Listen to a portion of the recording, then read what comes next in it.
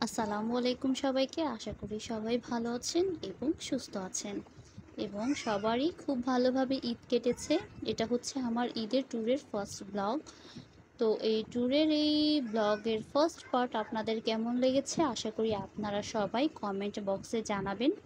তো ঈদের পরদিন সকালবেলা ঘুম থেকে উঠেই আমি সর্বপ্রথম মুরগির যে গিলা, কলিজা, তারপর খাঁচা ধরে এগুলো থাকে সব কিছু মিক্স করে রান্না করে নিয়েছি এবং সাথে মুচমুচে গরম গরম পরোটা বানিয়ে নিচ্ছি।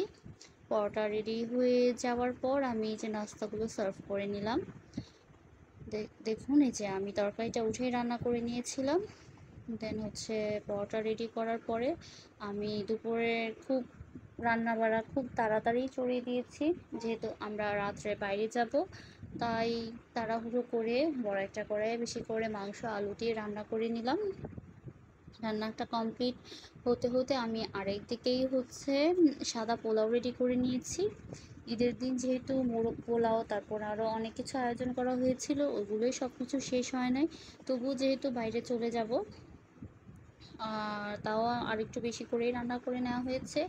আর সবথেকে বড় কথা হচ্ছে ঠান্ডা গরম নেই, আমরা রিচ ফুডটা এমনিতেই একটু বেশি পছন্দ করি। ঠান্ডা হোক বা গরম হোক বা বৃষ্টি, আমরা যে কোনো সিজনেই পোলাও কোরমা এগুলো খেতে পারি। যাই হোক, আমি সাদা পোলাওটাও রেডি করে নিলাম। তারপর হচ্ছে রওনা দিয়ে দিলাম আমার ফুপির বাসায়। তো ফুপির বাসায় যেও দেখি ভাবি ভরপুর আয়োজন করে রেখেছে। আমরা ওখানে খাওয়া দাওয়া করি নাই, বাট সময় খুবই অল্প ছিল, আমরা এসেই রওনা দিয়ে দিয়েছি। তো এই অল্প সময়ের মধ্যেই আমার ভাবি অনেক কিছু আয়োজন করে ফেলেছিল আমাদের জন্য। আর ভাবি বরাবরই এরকম করে আমরা গেলে।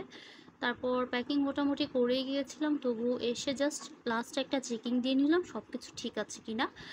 তখন দেখলাম যে হ্যাঁ, প্যাকিং পারফেক্ট, সব কিছুই ঠিক আছে। তারপর আমরা রওনা দিয়ে দিলাম। তো মোটামুটি আমরা রিক্সা দিয়ে আমাদের গাড়ি যেখানে ছিল সেখানে নেমে গেলাম। তারপর লাকিল চুকে সবাই সবার জায়গায় করে ফেললাম। তারপর হচ্ছে আমাদের গাড়ি ছেড়ে দিল, আমরা সিলেটের উদ্দেশ্যে রওনা হয়ে গেলাম। তো এই যে দেখুন, এটা হচ্ছে মধ্যরাতের কিছু ক্লিপ। আমার কাছে রাতের জার্নিটা খুবই ভালো লাগে, কারণ রাতে মন ভরে আকাশ দেখা যায়। অতঃপর হাইওয়ের একটা হোটেলে আমরা রেস্টের জন্য নামলাম, ব্রেক টাইম। তো এই তো সেখানে ফ্রেশ ট্রেশ হয়ে সবাই হালকা পাতলা যে যেটা খাবে খেয়ে নিল। তারপর হচ্ছে রিল্যাক্সিংয়ের জন্য তো এই সময় একটা চা কফি না হলেই নয়। তো আমার ছোটো মেয়েও কিন্তু উঠে বেশ রিল্যাক্স হয়ে নিল ফ্রেশ ট্রেশ হয়ে। যাই হোক, অবশেষে একটু যে যেটা খাবে চা কফি সবার খাওয়ার পরে আমরা কিন্তু অলরেডি সিলেটের ভিতর ঢুকে গিয়েছি। এবং এই ওয়েদারটা আমার কাছে এত ভালো লাগে, বিশেষ করে রাতের জার্নি আমার কাছে এর জন্যই ভালো লাগে। রাত থেকে ভোর কিভাবে হয়, এত সুন্দর মুহূর্তগুলো দেখা যায়। তো ভিডিও কেমন লাগলো অবশ্যই